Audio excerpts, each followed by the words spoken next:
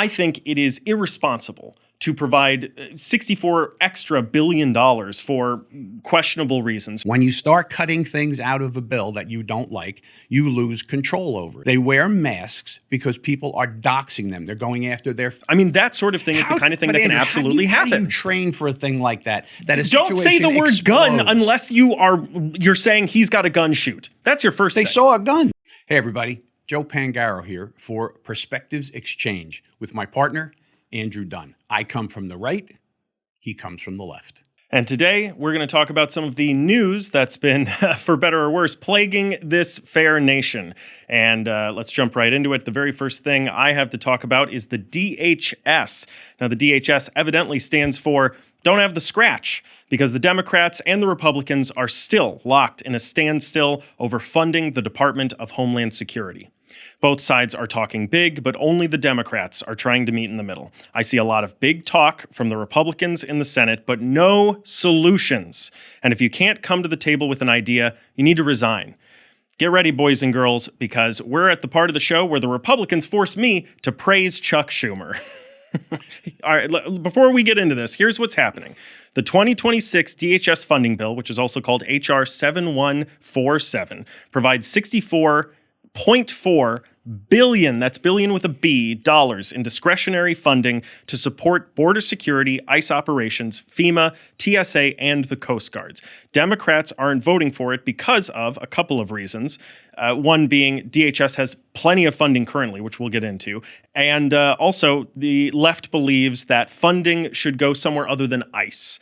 Now, Republicans are, in my opinion, refusing to work with Democrats to find a compromise and meet in the middle. But Joe, what are your thoughts on this? Well, first, right off the bat, I have to say that how do you compromise safety?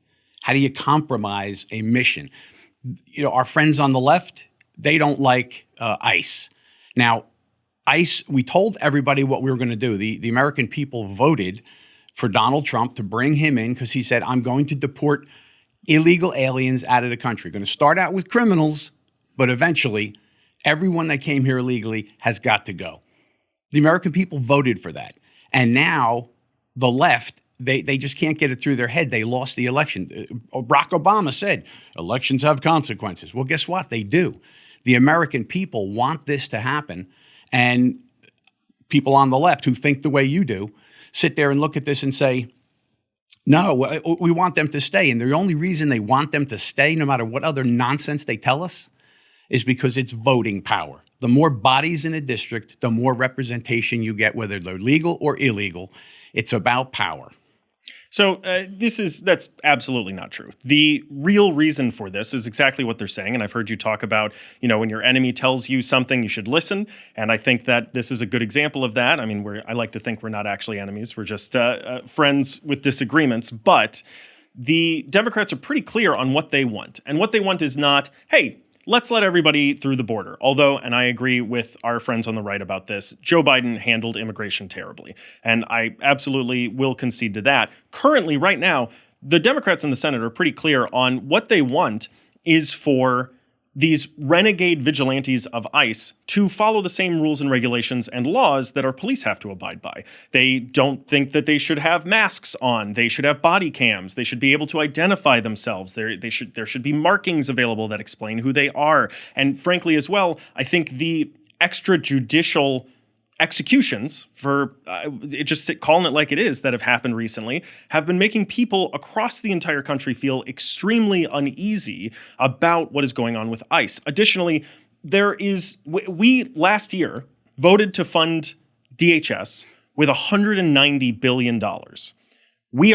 They have left $150 billion. They right now will be able to last through the fiscal year of 2027. I think it is irresponsible to provide $64 billion for questionable reasons, who knows what. And included in that $190 billion was a $22 billion slush fund that was just for whatever. Like the wording on it is wild. It says the slush fund, $22 billion to be used for any unspecified enforcement funding with no line items, no oversight, no reporting mandates.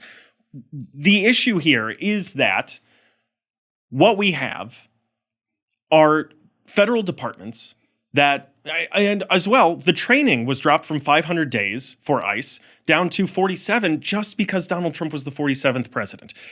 We have people who need additional training, and we have a civilian citizenry that deserves to know what's going on. More and more people are pretending to be ICE because they can. Because you can just pull up and say, I'm ICE, and then you can do whatever you want because people are terrified that they're going to be shot.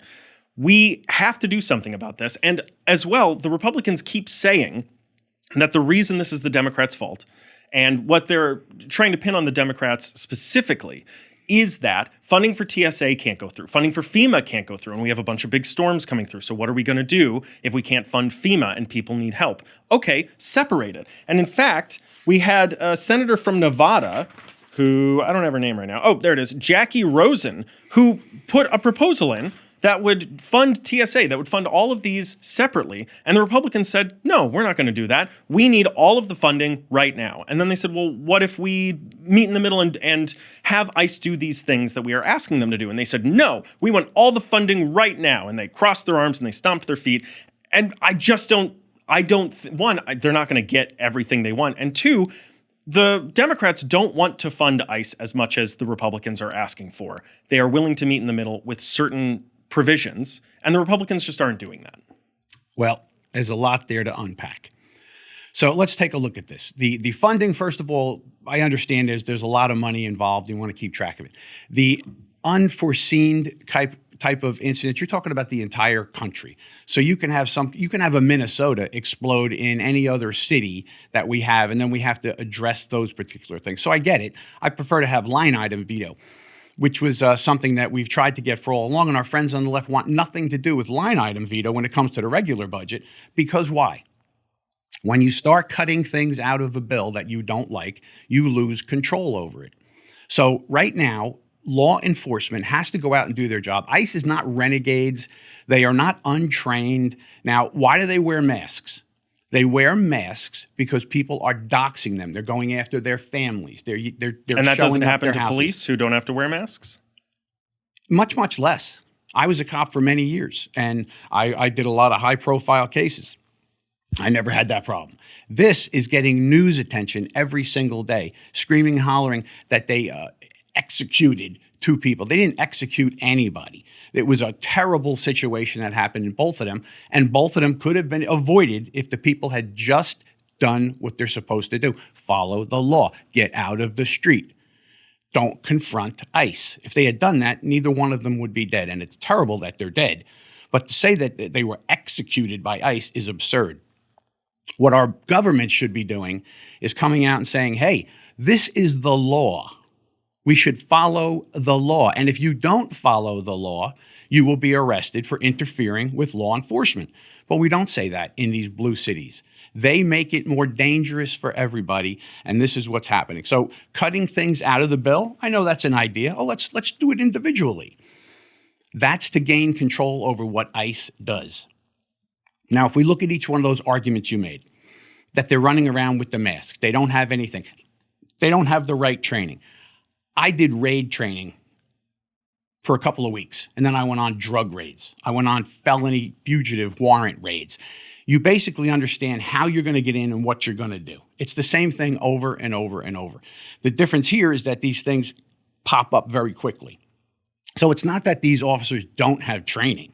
They do have training. It's the unpredictability of what's taking place out there. So I'm always in favor of more training. The more training you get, the better off you are. But when we look at these things individual, ICE has a job to do. It's a constitutionally protected job. It's within the law. People just don't want the law enforced. And that's the bottom line. They don't want the law enforced. They want illegal immigrants to stay here for whatever reason. They don't want them removed. Well, let's have that argument, right? Let's have that argument, but don't pretend that, well, we got to get rid of ICE. ICE is keeping people safe, by removing these dangerous people from our communities. Well, I don't think that is the argument. Like you're saying, let's have the argument, but don't pretend like you have this other. I think that is the real issue. The real issue is that half of us feel like we saw an execution. We saw two, and especially the Alex Preddy one, right? Like they removed his firearm and then walked over and killed him. And I agree with you. That was a huge.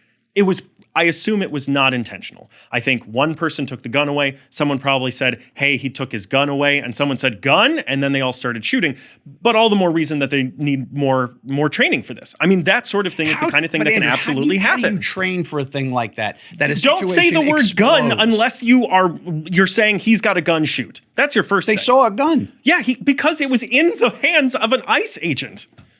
Well, so if you're going to take someone's gun away, don't use the word gun and say, I don't know, look, again, you have way more experience in this than me, but there has to be a way to say hey, let's just not use the word gun ever unless it's a threat, unless you're saying gun because he's got one and it's time to shoot. Well, gun is a red flag word that everybody in law enforcement know where they are. They know that the entire danger level has now gone up, and now you don't know where that gun's going to come Absolutely, from. I agree with you. That's part of the problem, right? That's why people should follow the law and stay on the sidewalk and not interfere with I hear you, but also in that one in particular, in that specific instance, I mean, we've seen videos from every angle, and it's just and I get the woman shouldn't have been in the street, and it's like, okay, but then an ICE agent walks over and instead of, I don't know, arresting her or slowly pulling her over the side, he just shoves her. And then Alex Preddy gets up and says, hey man, you can't do that. And then shove him and then get him on the ground. And then all of a sudden it's this huge, I don't want to curse on this because I don't know if we can, but cluster. It's a huge cluster that ends up being a huge problem, right? And there has to be a way to deal with that. There's got to be training that can help those agents figure out. There were 8 people on him. Does it take 8 people to take one man down?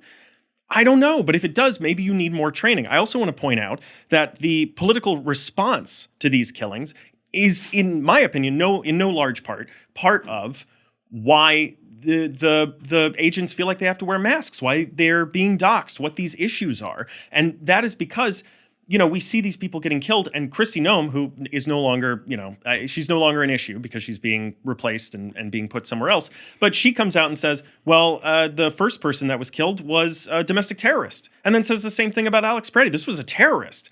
And we know that that's not true. And Donald Trump says similar things. He sees the car and he says, oh, she was obviously trying to kill that agent. We don't know that that's true. And in fact, I think all evidence points to the contrary. And this only exacerbates the flames that are already there. They're creating problems and then saying, see, the Democrats are doing this, when in reality, they're stoking the fires themselves. Well, let me address that, because I wrote a couple of articles about those 2 unfortunate killings, and they're unfortunate. It's terrible. It should never have happened to those people. But when we look at that, when you look at the individual facts, why is there 8 people to take someone down? The whole idea is that you overwhelm them so that they can't kick, scream, spit, pull a weapon, or do whatever.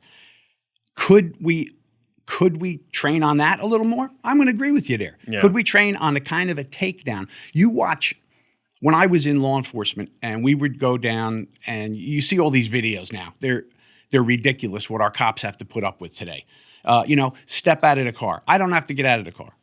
You do. By law, you have to get out of the car anytime for no reason at all. The cop wants you out.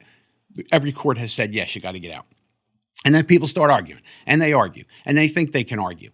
And me and cops who were gone said, back in the day, we respected the public. We did our job. Nobody wanted to use excessive force. But if we told you to do something, you didn't understand, we explained it twice. And then we removed you from the car, and you were overwhelmed, so you couldn't kick, spit, run. You watch them now. Cops are out there. I talk to them all across the country, and they're like, listen, I'm doing my job, and if I do my job, I'm going to get in trouble for it. So I'm trying to just not get in that. That's not what you want from your law enforcement, to try not to get in trouble. You want them to follow the law, follow the Constitution. You want them to be aggressive in going after criminals, because the only thing that protects a community is aggressive law enforcement that follows all the rules, no doubt about it. But when cops are out there going, I don't know, maybe we should say it 72 times, don't twist the arm, don't pull it down, don't sit. you're endangering everybody. I agree with you. And I want to point out the difference between what you're talking about, local and state police versus ICE, because I have less, I don't know how I want to word this. There's less validation to people getting upset over a police officer who's wearing a badge. He just got out of a cop car. He's got his face showing. He's got his name right on his shirt or whatever, and you can ask him for his identification. Okay, great, got it. And then that person's saying, get out of the car, and you're saying, no, I don't want to, or I don't have to, or whatever. That is different than a masked man with no identification coming up to your window and saying, get out of your car. Well, they're not out there with no identification. They're not undercover police officers. I see lots of them. It says ICE police on the back. It says sure, ICE I can on the have front. one of those They made got too. a bit. Sure, you could, but you know what? How many people are going around and do that? If you find out someone's faking being a cop, you lock them up. Yeah. I see it in the newspaper every day. Idiots ride around with lights in their cars and their stuff because they get a thrill out of it. But in this case, we know what's going on in that community. You see 4 guys pull up in a truck with the red lights on. There's 4 guys getting out. These are not 4 dudes who randomly just decide they're going to pretend to be cops. Everybody knows who they are. They want to fight back. They've been told, fight back. They've been told to resist. They've been told to fight Trump.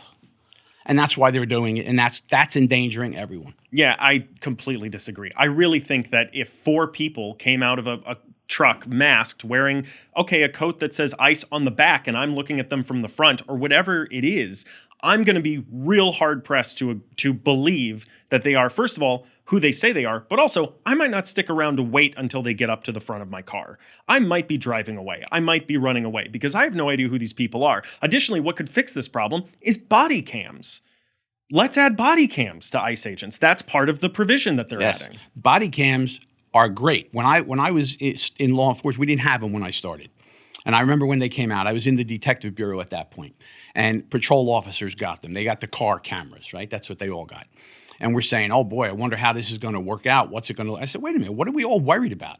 We don't actually do the things that these people accuse us of doing. So let's just see how it goes.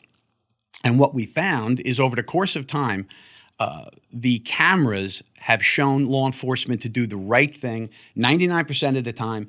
And a matter of fact, it's interesting to see the way people, and no offense to your friends on the left, but the way they look at this, they demanded these things because they were going to prove the cops were racist and the cops hit people, right?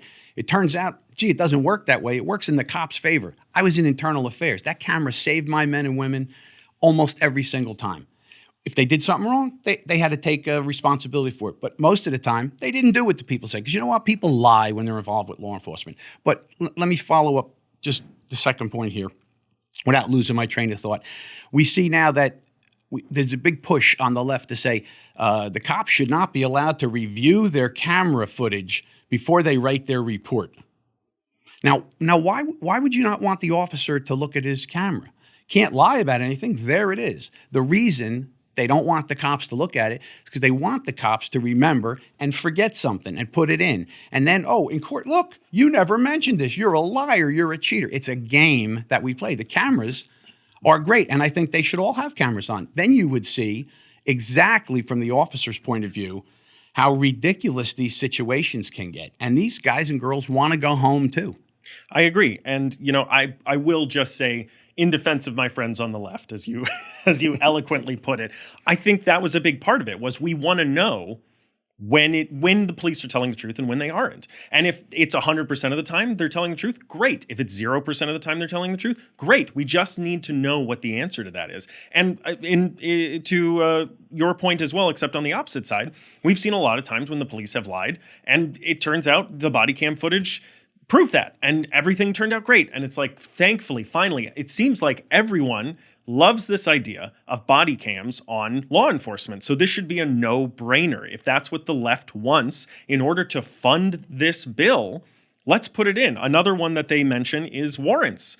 And I think we have to be able to hold this Department of Law Enforcement to the same level that we hold our police officers to. Well, this is where people don't understand how the difference is between your local cops coming to your house to search your house or to search your book bag or to search your car. When do they need a warrant? They need a warrant unless there are exceptions to the warrant requirement. So there are some things, like if it's in a car can be moved, evidence can disappear. That's an exception to the warrant. Other than that, you should always get a warrant. ICE is acting under the authority of the courts who said Andrew has got to be removed. He had all his court cases. He's done. He has to go.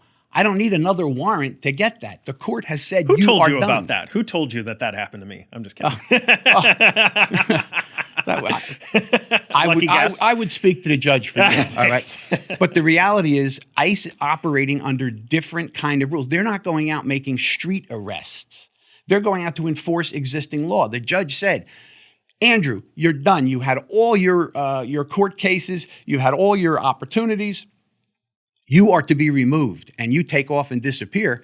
Well, now they have an order to go get you. They don't need another warrant. That's just an excuse to, we want warrants. What's that do? It slows everything down. Now you can't take action as quick as you could. You got to go to a judge. You have to, what do you need probable cause for? The judge already said, go get Andrew and get him out of here. That's it. And where's our media to explain these things? See, I don't blame people for maybe thinking a certain way about something because they don't know. They just don't understand what's actually going on. And who tells them that? Well, you and I are going to tell them the truth. But does our major media, do they go out and say, let's explain what this is all about? No, because they like the troubles, the problems. They support the problem because they don't want anybody removed and they hate Trump. So they don't report things. And we can't deny that the media is biased. The large part of the media is biased. Yeah, I mean, I agree with that. I think it's impossible to have an unbiased news source. I mean, I think it's impossible for any one person to be unbiased, right? Like, we all have our own biases. And in my opinion, what I see is not a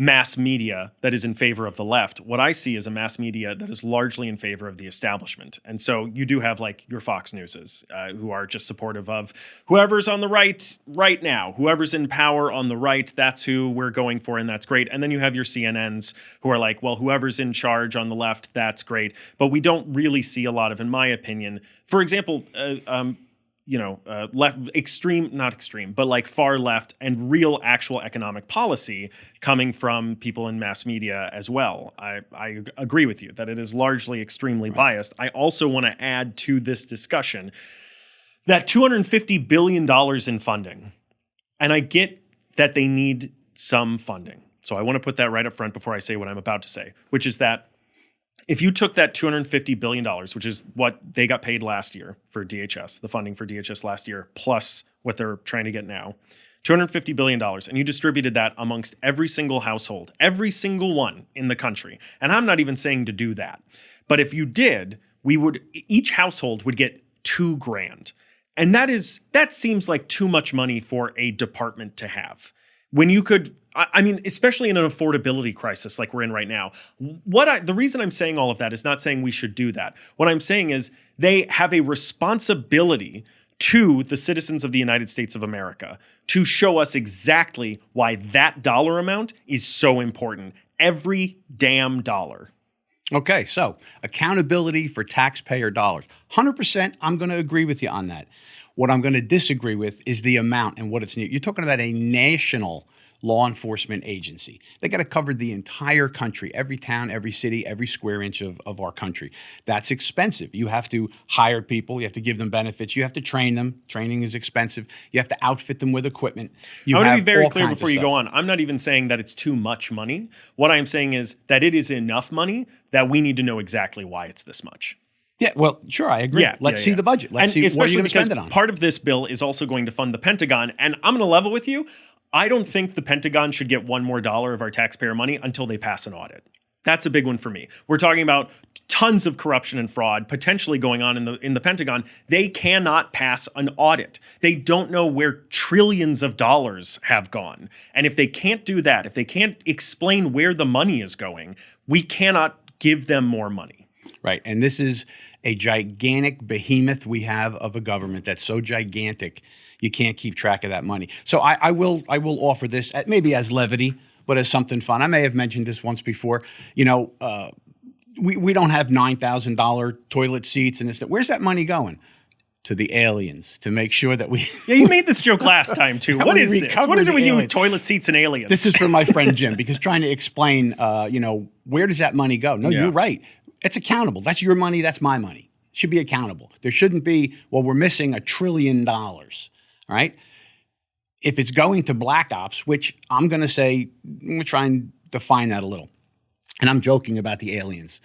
But the reality is there are things that go on that I'm sure we need to go on in the world that have to be secret, that have to be able to keep up with the rest of the world that is evil and is doing it out front. We're just doing it quietly. That doesn't mean it can't be accounted for. It should be. I agree.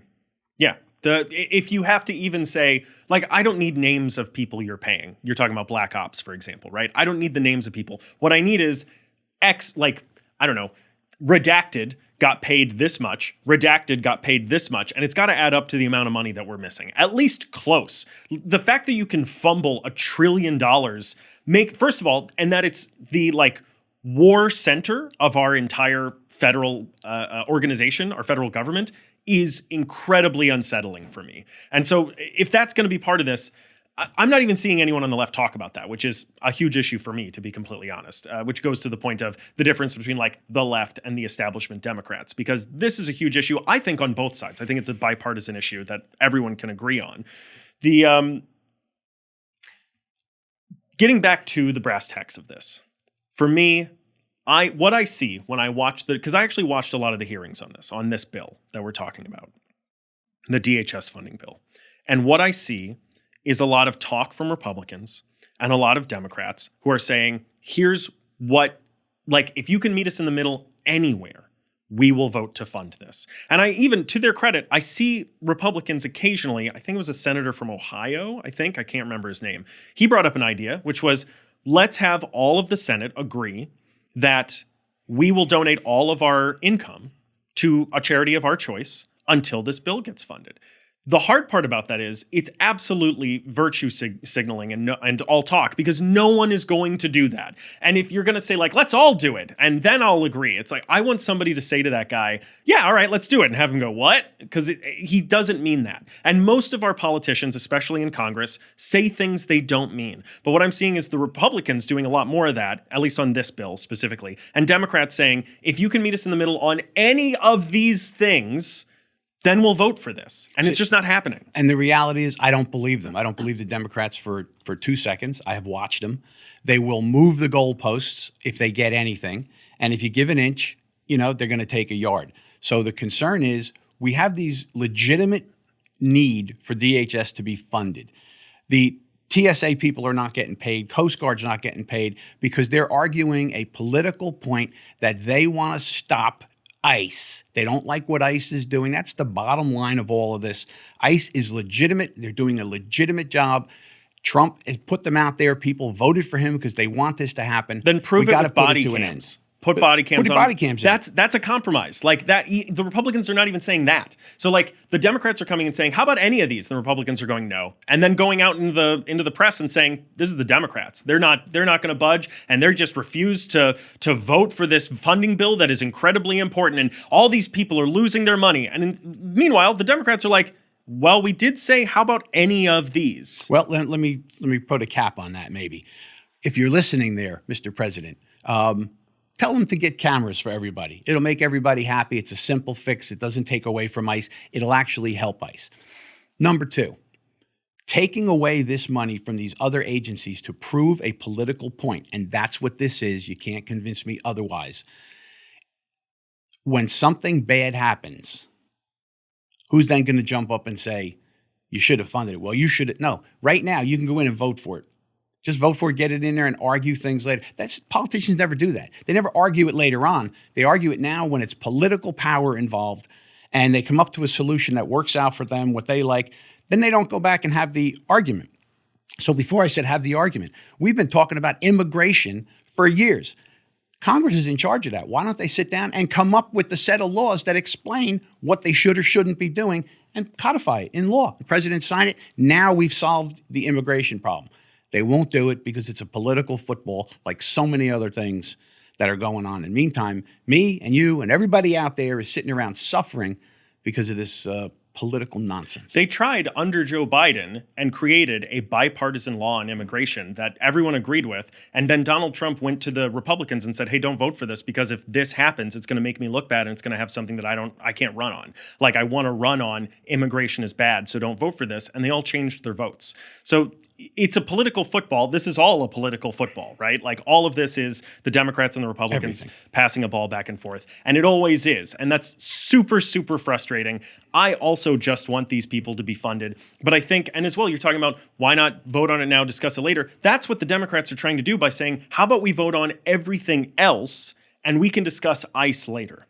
But Republicans don't want to do that. And Mr. President, if you're listening, go kick rocks. If you've made it this far into the episode, click the subscribe button. You don't want to miss out on our future discussions. Speaking of ridiculous spending, I think Trump has bitten off more than he can chew when it comes to the Iraq war. He thought he could Venezuela his way out of this, and he is wrong, and he needs to just take the L and get out. Absolutely not. I don't see it in any way, shape, or form. You know, nobody wants to have a hot conflict where our men and women in the service are in danger. But we have been under attack by Iran since 1979 when they took our embassy. Since then, they have supported proxies for terror. Unknown countless numbers of people have died at their hands because of their diabolic Islamic religion that they want to run the world by. And they do not stop.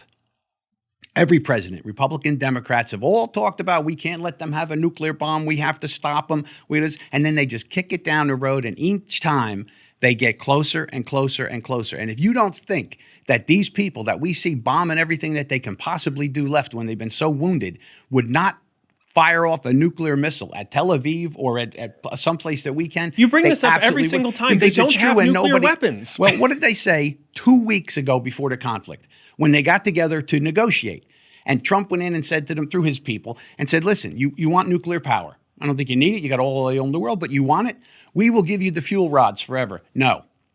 Matter of fact, we have refined our uranium to the point that in 2 weeks, we could have 12 nuclear weapons. Every expert disagrees with you, though. But you know what? They also said that they didn't have stuff underground. They don't have hidden bases. These people are liars. They are dangerous. They are fanatics.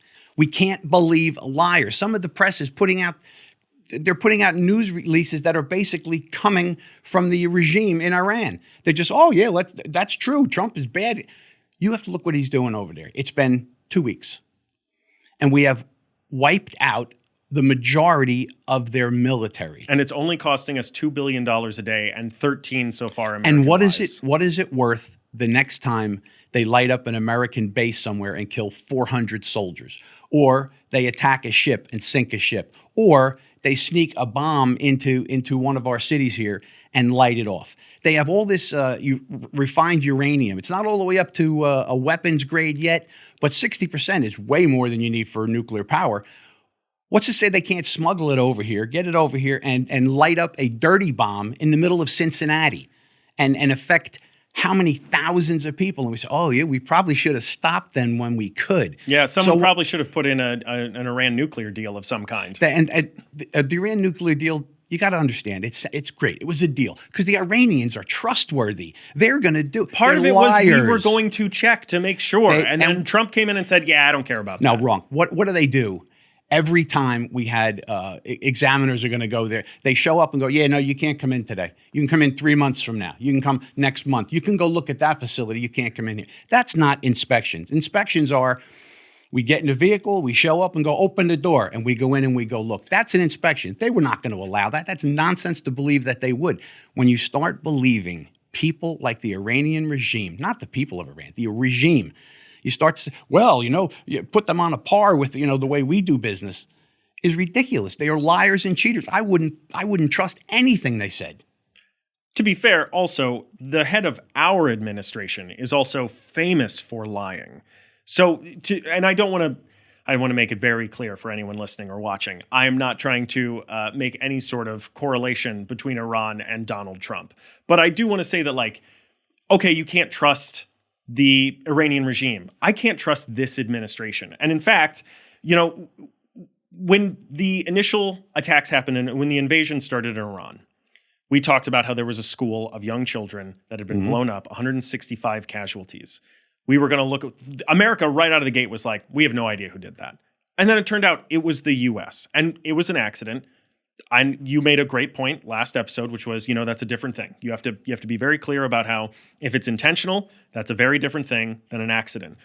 But I am still waiting for accountability, and I demand accountability. Donald Trump was asked about this, and he said, I don't know, I'd have to look into it. And that's the last we heard from him on this. 165 children are dead because of us. And I get that, the right is going to say, well, but how many kids in the U.S. would have died if Iran, if we just let them do whatever they want. I wouldn't take that point at all. And I'm on the right. I wouldn't say how many. I wouldn't compare the two. It's an absolute tragedy. What accountability do you want? You want to go get the soldiers that pushed the button that launched it and go, all right, you're under arrest. You're going to go to prison.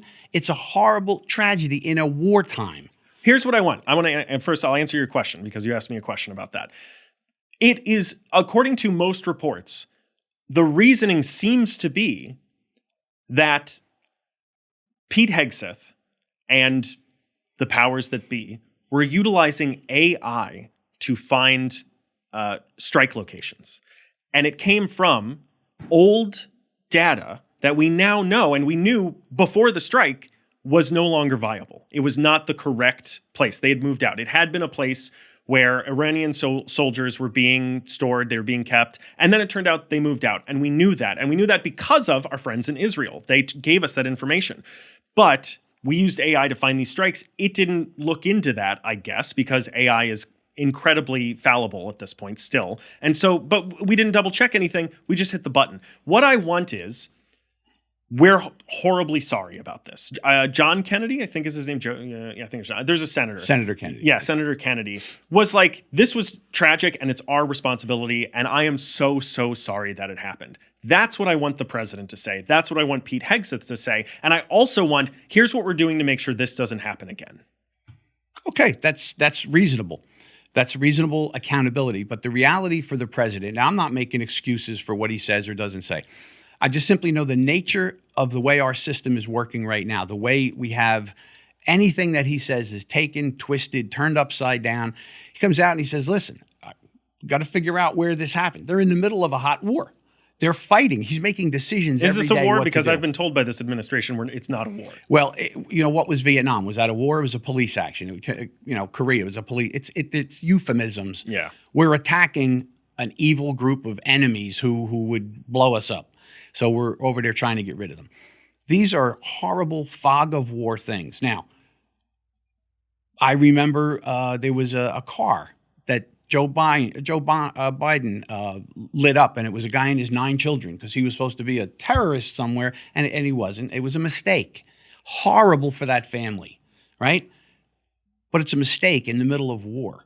And to come out and say, well, who are we going to say we're sorry? We're sorry to the families.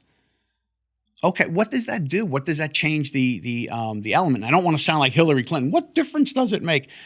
But it does. And I don't think for one second that anybody in that chain that had anything to do with that bomb being dropped on that building did it maliciously, did it horribly. I'm sure they all feel terrible. They have to go to bed every night for the rest of their life saying, I made a decision, I clicked the button, I aimed the weapon, and 168 children were killed. I agree. I think half of the responsibility of especially the president, because traditionally the president isn't even really supposed to have that much power. Like he's 1/3 of the, our entire, the judicial, the legislative, the executive. But traditionally, the word president was given to that role because the president was just the person who presided upon the meetings. So it was like, we need somebody who's like representative of the entire place. And that's where the name president came from. And he wasn't supposed to have that much power. And so to me, I think, and I have a lot of problems with Barack Obama, believe it or not. But one of the things I think he did better than any president I have ever seen is what I think is like 50% of the president's job, which is making the American people feel okay about what's happening. Like, we're seeing a lot of crazy shit. And you need to be able to say to the American people, hey, I've got it. This is under control. If something horrible happens, the president says, this was a tragedy. The buck stops here. I feel horrible about this, and we are taking steps. If there was an investigation needed, the president is supposed to come out and say, we are going to look into this, and the people who are responsible for any wrongdoing are going to be brought to justice if there is any when we find that. The president said, I don't know anything about it, and then walked away. I think this is where Trump fails probably the most, in my opinion, as a president. And it's communication, which you wouldn't expect from the art of the deal guy. But I think that his communication to the American people is flippant when it shouldn't be. It's, I don't know, maybe I'll do it, maybe I won't. And I really think that, like, again, that is a huge part of being the president of the United States of America. Well, let's look at this moment where we agree. I agree that is a big part of being president of the United States. To come out and tell the American people. Now, Trump tells us constantly, he's constantly talking to us. He's having press conferences on the way to helicopter. I agree. I really like the biggest compliment I can give to Donald Trump, and I want to say this, and give you some leniency as well, transparency. He's the most transparent president I think we've ever seen. Right. And I have said since he came along, he can be crass, he can be short, he can have a lot of personality traits that if President Joe was there, would I do it differently? Yes. That's the way he is. That's why when you were saying a couple of weeks ago, you're afraid about him. You don't know what he's going to do. I know what the guy's going to do. I know what he's all about from what he's done, not guessing or because I like him because I'm Republican. I've seen what he does, and I've seen how he works out these problems. Does he say things the way I wish he would every time? No, but I'm not that guy. If I was there, I would probably do it a little bit more the way you're talking about. I would come out and say those kind of things because half the country that thinks the way you do would like to hear that. We have concerns. And I think that that's one way to help you with your concerns, would be to come out and say that. I just think because with this horrible political atmosphere we have, anything that he says that would even indicate in a little bit that it could have been a mistake. Trump admits a mistake, killing 168, that's all you'd hear about. You wouldn't hear about anything else. And I think he's a little gun shy from that. That would be my guess. I think if he was a better public speaker, I mean, Barack Obama could have handled this flawlessly. You know what I mean? And maybe he would have gotten crap from the right or from Fox News or from whoever for whatever. But I think he would have brushed it off and been able to handle it really well. And again, I think there is a way to do that, to not admit defeat, but to come out and say, this was a horrible tragedy, at minimum, right? Like something. And the other half of that, I just want to, so we're not dwelling on this too much, because I do agree with you as well, that like, okay, saying I'm sorry will get, saying an apology and $5 will get you a cup of coffee, right? Like it doesn't do much. So what is this administration going to do to make sure this doesn't happen again? Because that is a huge mess up, in my opinion. Well, 7,000 targets have been hit in 2 weeks. Targets that are in the middle of neighborhoods. Why? Because we're just picking buildings? No, because our enemy uses human shields, places military equipment in hospitals, in schools, and all these other places. You said before, they did have them in there for a while, and then they moved them out. Well, maybe the intel on the ground told them there's still some stuff in there, and that's why it became a target. I have to imagine that and trust that the men and women who are in charge of our military, when they saw that, like I said, they have to be devastated that that happened. Little children getting killed is horrible. We have a mission. We have a job to do. I'm sure that there had to be some kind of a check. Okay, how did this happen? Do we double check the intel because of this? We don't have anybody on the ground. We're relying on people telling us information. So I think that there are checks and balances. We just don't hear about every one of them. Well, let me tell you, I agree with you that I think that the people who are responsible for this are probably devastated. Like you said, they have to go to bed at night, but so do the parents of all those children. And I'm glad that you are certain that there are checks on this, that I'm sure something's happening and I'm sure they're going to make sure, but I'm not. And that's why you have to look at it and say to yourself, what kind of an organization would it be? Well, you'd have to be believing the press that says they got no idea what they're doing. They're just out there throwing bombs around. Trump has no plan. In 2 weeks, he's wiped this country almost off the face militarily and their leadership, and they're complaining. Okay, he said it would be 3 days. Well, you know what? 3 days he was talking about getting in there. if it's going to be a month or a month and a half, you're talking about removing an entire regime and their military. It's not just about listening to the media about whatever they're saying about Trump. It's also about, like, you have to disbelieve your lying eyes, because Trump comes out. There's so much cognitive dissonance with this administration, and not just Trump, but also Hegseth, who both of them, Pete Hegseth said, we've completely annihilated everything we need to annihilate in Iran. There's nothing else left to do. And I'm like, great, let's get out of there. Why aren't we getting out of there? Trump comes out and says we've completely obliterated all of their weapons, all of their navy, all of their politicians. We've completely successfully done everything. And then he says, also, I'm sending more troops there. We're having trouble with the Strait of Hormuz. And also, can any other countries help me out? I really want some help, but I don't need it. We already won. So, like, it is very hard for me to accept. It's got to be one or the other. Which is it? Do we need help, or did we win? Well, we are winning, and we will win this conflict. That's different than we've obliterated this country. Well, they don't have a military. We have control completely over the skies. We can do anything we want there. They can't stop us. What they have now are some drones, and they got some missiles that they roll out of some hidden place, fire the missile, and then run back. The drones, by the way, though, are wrecking our military, because they cost about $30,000, and we can't tell the difference between their drones and their, like, actual warheads, their missiles. So what are we doing? We're sending $4 million missiles to intercept these $30,000 drones. According to recent reports, we are 25% of the way through all of our defensive missiles. And I assume Iran is going to have a lot more of these $30,000 drones than we have of our $4 million interceptors. Well, it's expensive. It's expensive to use the technology and the equipment we've built for the purpose that it's being used for. Should we then stockpile and have 1 million of those things and spend twice as much money on it? So we have it for 2 conflicts. There could be 2 conflicts at one time. The fact that you have to use a $2 million rocket to take out a $30,000 thing is financially unfortunate. But the reality is that thing will land, and it'll kill a soldier, it'll kill a civilian, it'll blow up a building, it'll hurt our vehicles. We've got to use the equipment we have. Then maybe we should get out of there, since we already won. Well, we should get out as soon as we can. Yeah. Now, there's more there, because these people are still there. Well, I did like this guy comes out, the Iranian, who's the titular head of everything.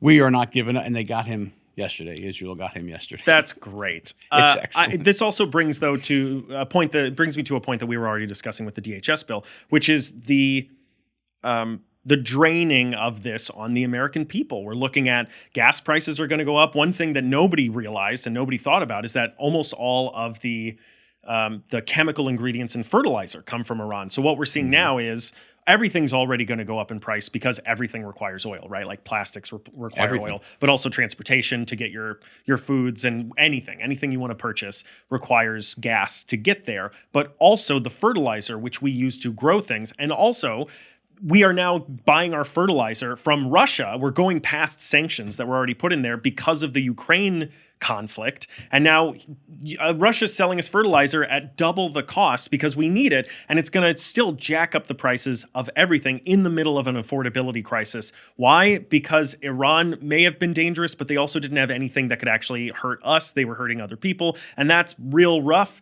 but we're hurting as well.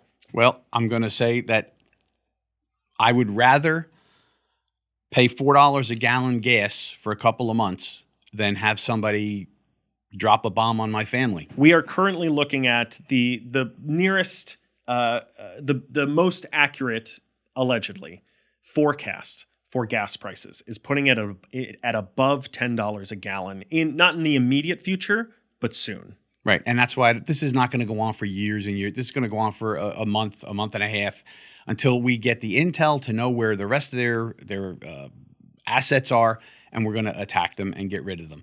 And then the straits are going to open up, and everything's going to flow, and the price is going to come back down. That is how these things normally work out.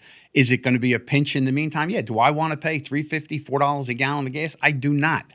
Do I have the money for that? I do not. But when evil presents itself to you, there comes a point you have to stand up to it and fight it, no matter what it costs you. And to say, well, they weren't really that dangerous. They are the #1 sponsor in the world of terrorism. They have blood all over their hands of Americans. And Trump is not going to kick it down the can for the next Democrat who's going to cut the bottom out of the military, open up the borders again, and turn us right back to the Joe Biden times, and allow them to have nuclear weapons. Imagine they had a nuclear weapon, does that change the dynamics of the entire Middle East? Now the straits are closed forever, America, because we have a nuclear bomb. What are you going to do? Light them up? They didn't have a nuclear bomb. They said they were. Okay. Oh, they said they were lied? going for Are you it. saying they lied? Look, I don't know what you keep bringing up that they said they had one or were making one or It's been whatever. all over the news. Sure. All right. The news that I am reading, and especially, again, I brought this up last time from was it the Wall Street Journal? I don't remember, but it was a Rupert Murdoch owned publication that said that they were at least 10 years away from doing that, and we already blew up their facilities 9 months ago. And again, this gets into that cognitive dissonance where Trump is like, I did it, everybody. I blew up what they were trying to make a nuclear bomb. I got rid of it, and it's all good, and everything's fine now. And then it's like, well, but now we have to invade because they might have a nuclear bomb. And it's like, no, you already told us you did this, and you fixed everything. Right, and that's frustrating. I'll say it with all the different stories and things you hear in the paper. The reality is we're not in there. We're not in that country. We're not digging through the rubble. We're not finding their bases that they have hidden. The reality is they are dangerous. They are a threat to us. And they said out of their own mouths, within 2 weeks, we can have 12 nuclear weapons. If that's not imminent from a country that will bomb you, will blow you up, what are you going to wait to sit until the first one goes off and then say, wow, I thought I believed the news who said they didn't have anything. You can't do that. In the real world, you cannot sit back and watch someone tell you what they're going to do to you, watch them start to amass the weapons, and then do nothing about it. All right, I'm going to look into this, and next episode, I'm going to come in and I'm going to see what it is you're talking about, because I have not heard from anywhere. It was the negotiators. Okay. All right. They said during the negotiation, don't worry, we're going to have nukes in 2 weeks. They were trying to bluster because they thought they were probably dealing with another Barack Obama who would send them billions of dollars on a skid, or Joe Biden. Okay. And they down. said, just to let you know, we have enough material that in 2 weeks we can have 12 bombs. What were they trying to scare? Sounds like a bluff. Yeah. Were they lying? Probably. Well, how much do you take a bluff? What if they have one half of one? I hear you. You can't play a game with dangerous people who threaten you. You have to address them. When evil tells you what it's doing, you address it and you knock it out. We have to be safe. Sure. I just know that with this administration, there's so much cognitive dissonance that it is very difficult for me to trust anything they say. We've heard today our border is secure during the State of the Union, and yet if immigration is fixed, why do we need to provide more money to DHS? We've heard Trump, he ran on affordability, and now he's saying affordability is a Democratic hoax. Stephen Miller told Fox News, we've completely annihilated, that's what it was. It wasn't Hegseth, it was Stephen Miller. Told him we completely annihilated the enemy of Iran. So then why are we still there? If we have, I need a president who is actually going to tell me the truth, and I need to know which one it is. Well, that's fair enough, but let's take a look at our past presidents. Do you think this would be happening under Joe Biden? I mean, first of all, he wouldn't even know it happened, but all the advisors and the auto pen would be making decisions. You think they would be knocking down the Iranian threat? You think Barack Obama would do it? They all had the chance to do it. None of them did it. And I mean all of them, Republicans and Democrats. This is terrible financially. It is scary for our entire country. It's dangerous for the entire world. But unfortunately, it's necessary. I guess we only disagree on one point of that. That's good. So, we got a couple of minutes, real quick. All right. This invasion is proving every day that Donald Trump and politicians like him are completely out of touch with the American people. So I want to pass this to you first. Are politicians these days, and potentially in the past as well, are they out of touch with the American people? I think sometimes they are. I think sometimes they live in a world that we don't live in. All these politicians, they look and complain, and they got lifestyles that they never want to leave.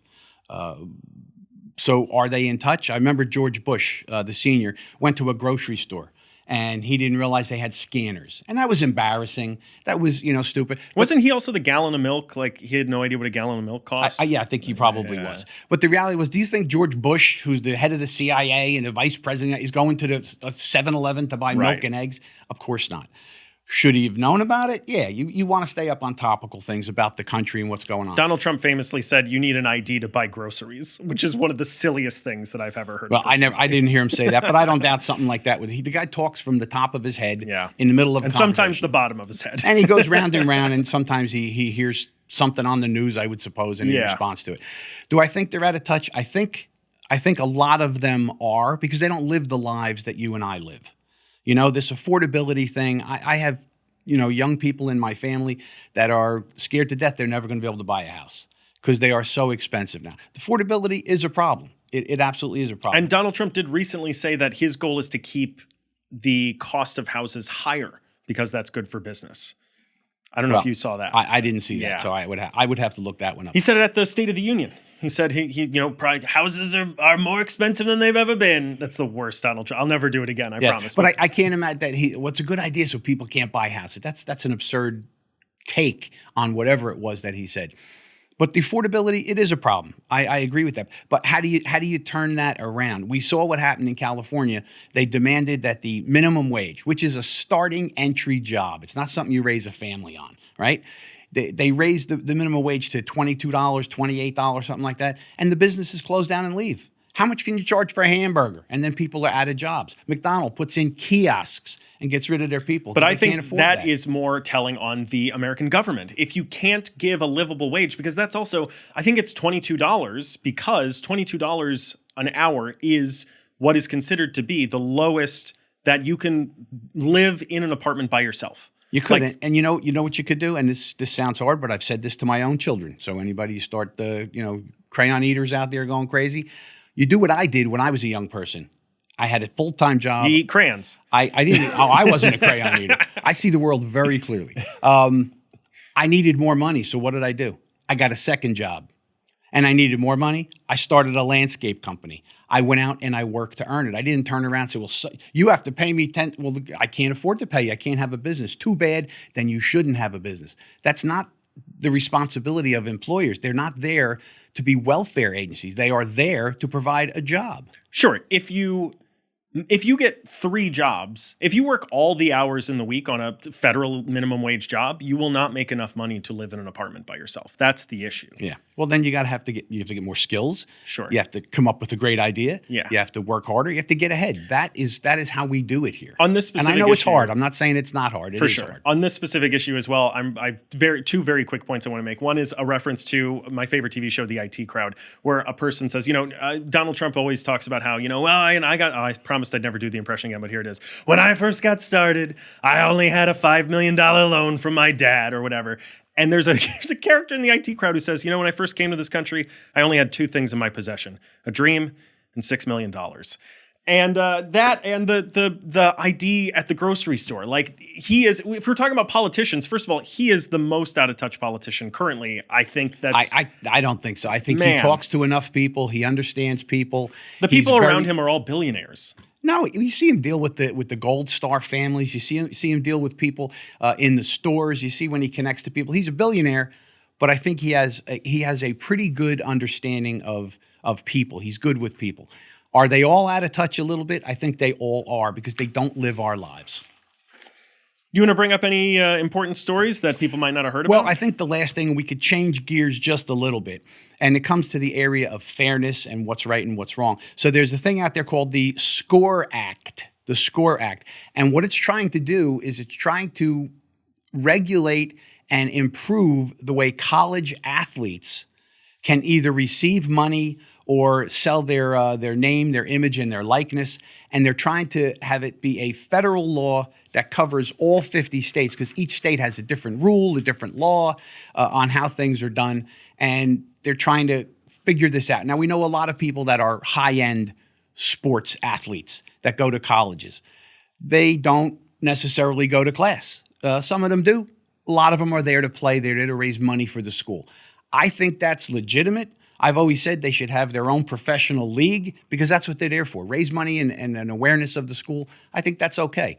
And this law is looking to kind of codify how this happens so that the athletes can get some money out of what's going on. I think that's appropriate. If you're in one of these big schools and you're a superstar and they're making millions off your name, I'm an entrepreneur. I think you should get a piece of that. I agree with this as well.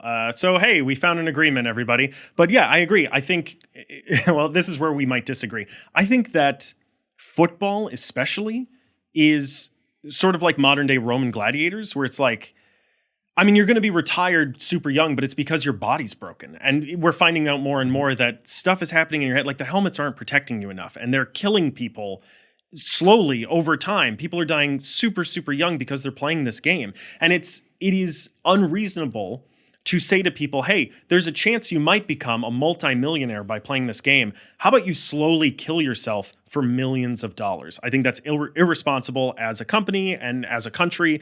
The company being, I don't know, the NCAA or whatever you want to call, the individual teams or the people who own the teams, whatever, the schools, stuff like that. So if anyone can't tell, I'm not super big into sports. I did watch a lot of college football growing up, though, and I agree. This is, first of all, it's HR 4312. It's called first of all, I hate it when they do this because they made it a cute little name, and it's the Student Compensation and Opportunity Through Rights and Endorsements Act, or the SCORE Act. I get it's cool. I like the idea of what it is because it codifies I want to get into the it and it helps specifics as well. The college athletes receive essential benefits and protections, including career development resources, comprehensive medical care, which that's a big one for me, protections for injuries, and protections from bad agents. Because you're young, like you're still a young kid, you know? I mean, I know you're technically an adult, but like, you don't know, someone comes to you and is like, hey, I've got a great deal for you, join my agency and it'll be great. And then you're scammed out of everything. This will create a committee that can look into that and make sure you're being treated fairly. Yes.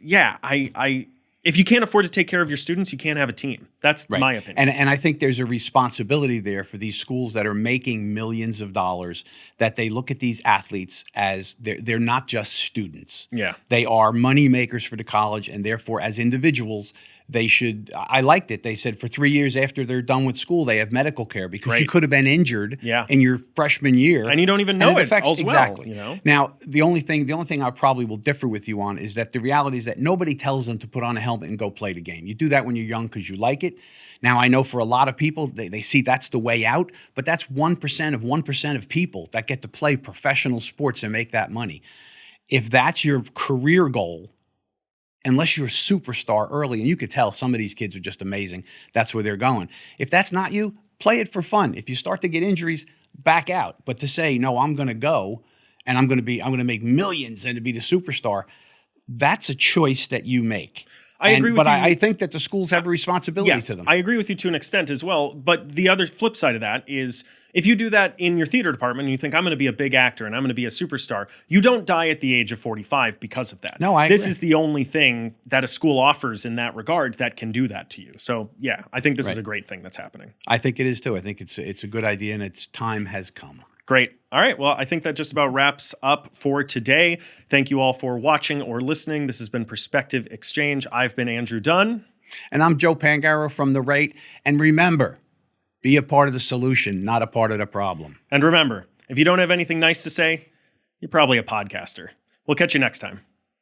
Healthy debate requires constructive dialogue. Join me, Joe Pangaro. And me, Andrew Dunn. As we find harmony in contrast. And resolution through challenge. Exchange. Truth seek. This is Perspective Exchange.